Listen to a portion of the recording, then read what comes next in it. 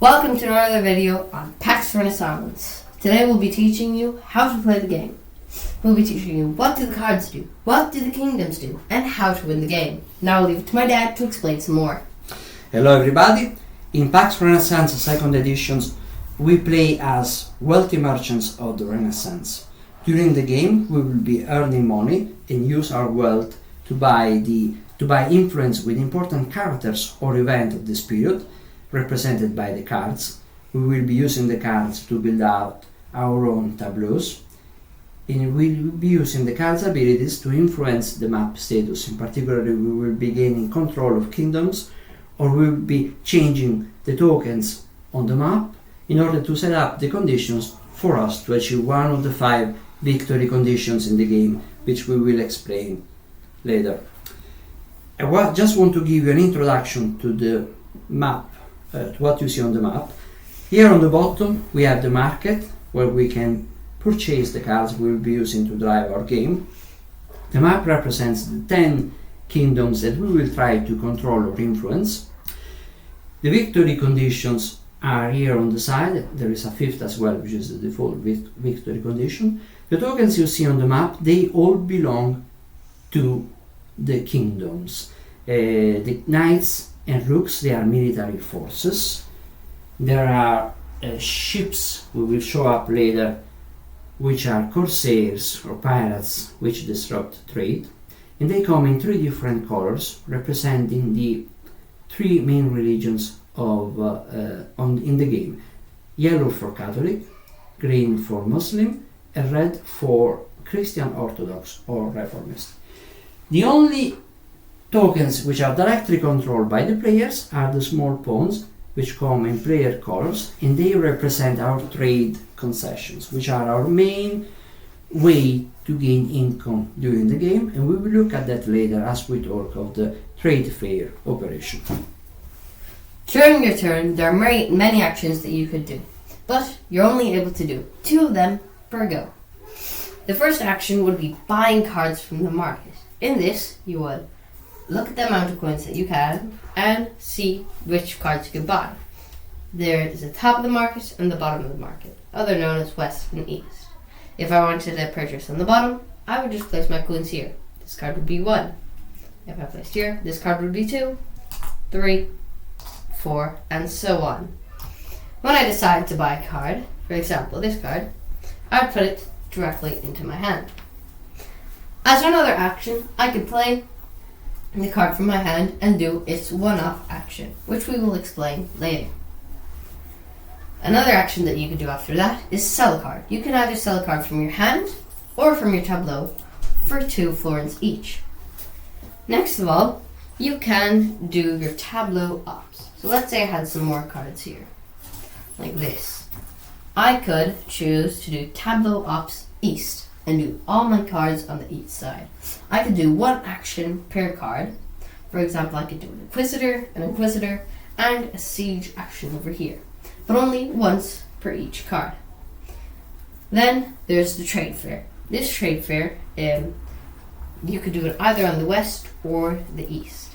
While you buy cards from the market, you will slowly be placing coins on the east or the west to purchase cards. If you are 2 players, when you call out a trade route, for example, let's do the west, you would automatically put 2 coins and put them in here, and grab 1 coin, and the person who called it automatically gets 1 coin. In 3 or 4 players, only 1 coin is added, but since we are in 2 coins is added. And we would grab the coins here and follow the west trade route, going along the way. We have 4 coins, and the coins slowly go along, and only the blue player gets a coin. Since all the coins went all the way through, we would place 1 army all along the way. Once we've done that, we will remove this card, bring it onto the discard pile, leave the money here, and shuffle the whole row down. And then this is all the actions that you can do in your turn. And now I'll leave it to my father.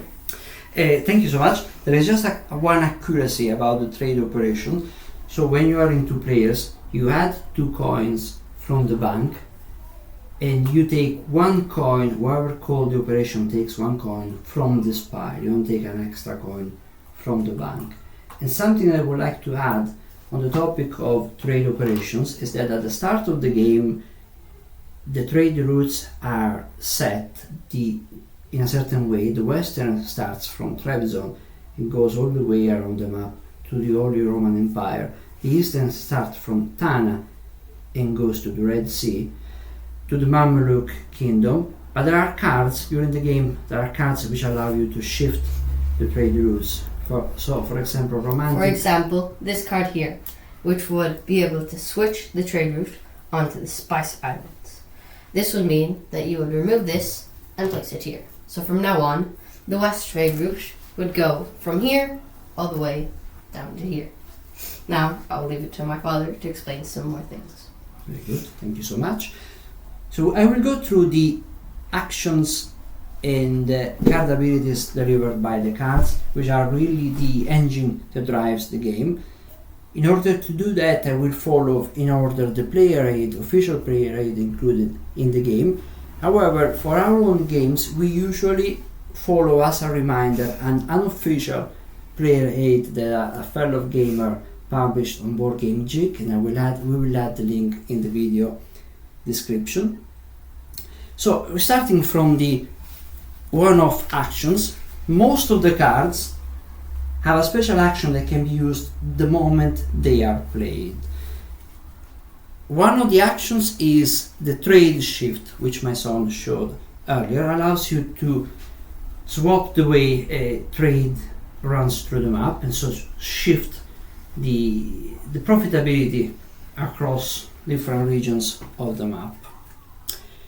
The second one-off action is the coronation, which is perhaps the most obvious way to take control of a kingdom. For example, here, Despina Khatun, she is a potential queen for 3 of the kingdoms here, Byzantium, Ottoman and Mamluk. This is an instant card. If we play this card, we can choose one of the 3, assuming they are still available here on the map. We take control of the kingdom. Once we take control of the kingdom in our tableau, this allows us to place one of our concessions around the kingdom that we just took over. The second one-off action is the conspiracy, which allows us to try to attack a kingdom even if it is controlled by one of the other players. And usually the conspiracy cards come with tokens which we can place on the map. So in this case, if we look at the Duke of Milan, this allows to take over Aragon. This gives us 2 horses, 2 knights, sorry. So if there is only a defender in Aragon, as we have it at the moment, the battle is very simple. One defender dies for each attacker. We have 2 knights as attacker. The card allows us to take over the kingdom of Aragon, and we can do it even regardless of whether the kingdom is here or is with one of our opponents. The Peasant Revolt card is sorry, I forgot to mention something.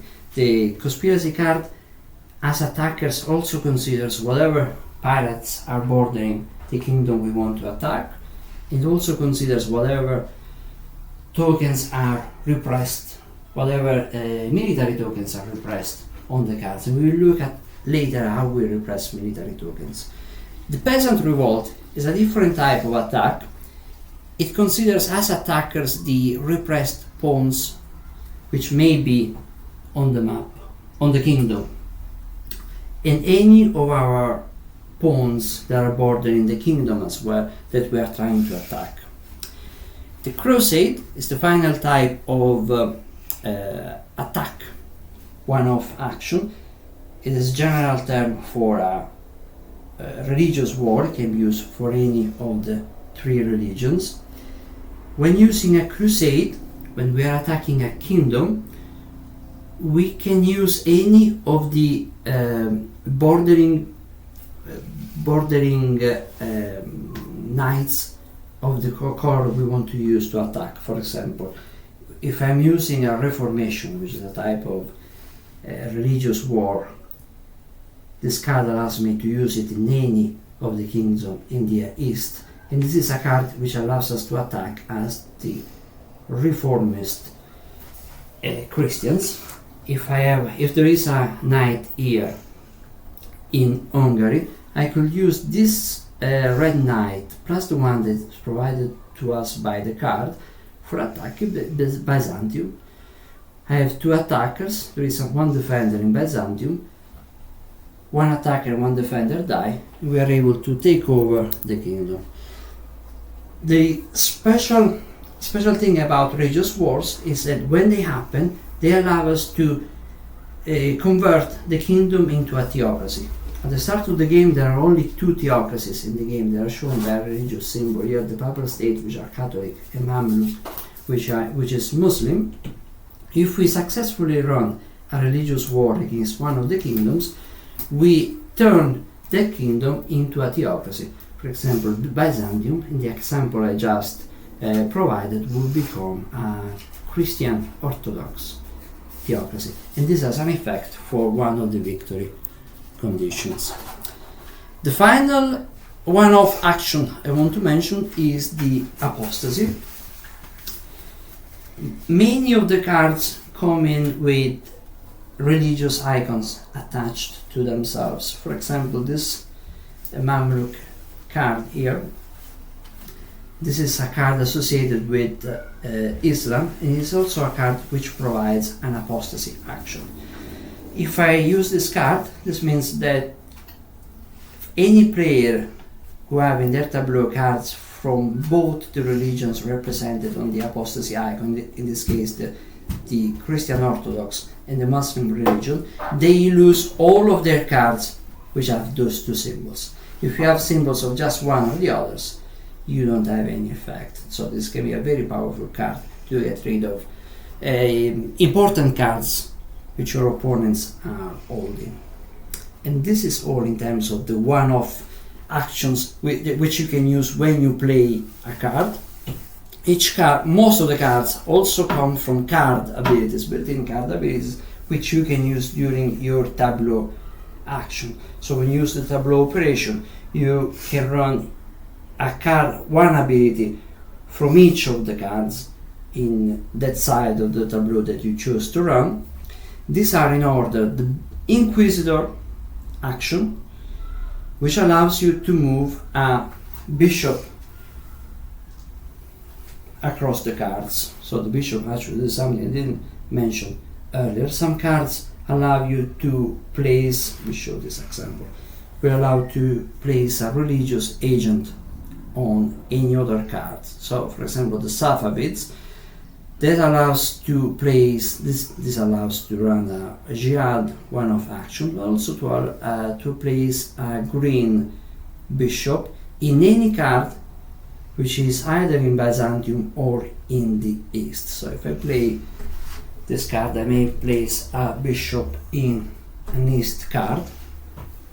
The bishop silences the card, so you cannot use any of the abilities on that card anymore, with the exception of the Inquisitor abilities. The Inquisitor ability allows you to move any Inquisitor of that color to either a card that is bordering it or to a card of the same location. So this is sitting on an east card. I can move it to any other card which either says east or which represents any eastern location.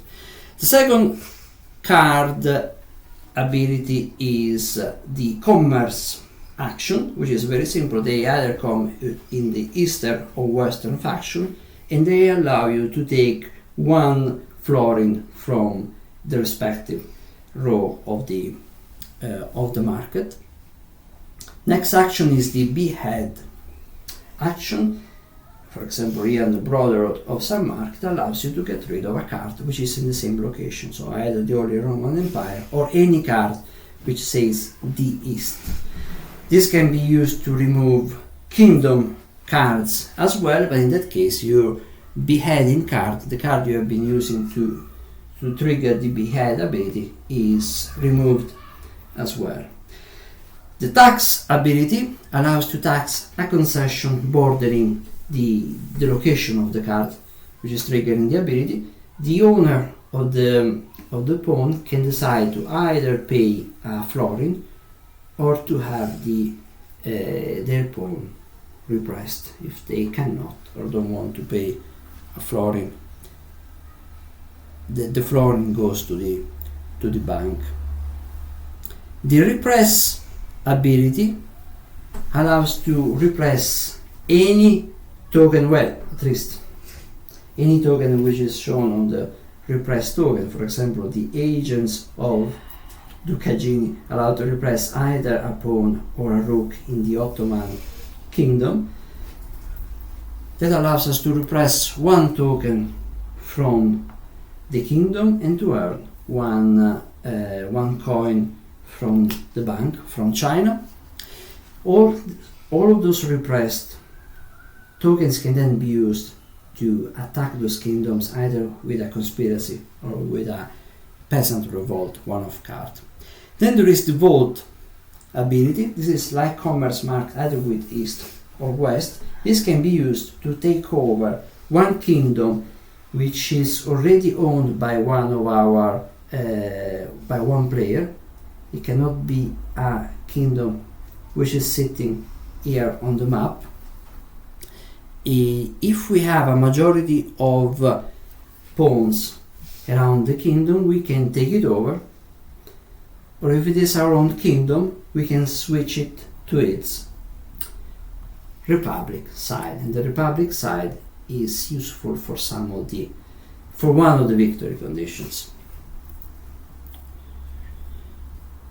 Next, the Corsair action. This is similar to the Inquisitor action, allows to move a Corsair across the map. Whenever a Corsair finds itself on the same spot of a pawn, the pawn gets killed. So this is a way to get rid of our opponent's influence on the map and of their capacity to generate profit. The Siege action allows to remove one military token on the map, knights, rook or pirate as well. And finally, the Campaign action. This is perhaps the most involved one. This is present on kingdom cards. It allows us to try to acquire one of the neighboring kingdoms. For example, from Ottoman, we can use the Campaign action with either of the 5 neighboring kingdoms. We compare the knights on the attacking cards with all the tokens, all the military tokens on the defender kingdom. So we have 2 knights in the Ottoman kingdom at the moment. If we attack the Papal State, one attacker and one defender die. We have troops left over. We can take over the Papal State. We had to pay 1 coin for each attacking troop before starting the operation. If the operation is successful, we take over the Papal State, and this goes into our tableau below the kingdom card which run the attack. Every time we take over a kingdom, we can place one of our pawns beside the kingdom we took over, and they are used either to get money for trade fairs and for gaining control of the kingdom using either peasant revolts or vote actions. And this was the last of the card abilities. Now I will explain the 5 victory conditions and how these victory conditions are triggered. While you are buying cards from the deck, towards the bottom of each the west and the east deck, there will be a certain amount of comet cards that might show up. These comet cards, when you buy them, they allow you to trigger one of these actions. And that allows you to score via these actions. The first one up here is the Renaissance victory. For this one, you need to have more republics, which you could get by voting kingdoms, and more of these bronze statue icons. 2 more bronze statue icons. Then there's the globalization. For this one, you need to have 2 more pawns that are called concessions, and more ship icons than all opponents.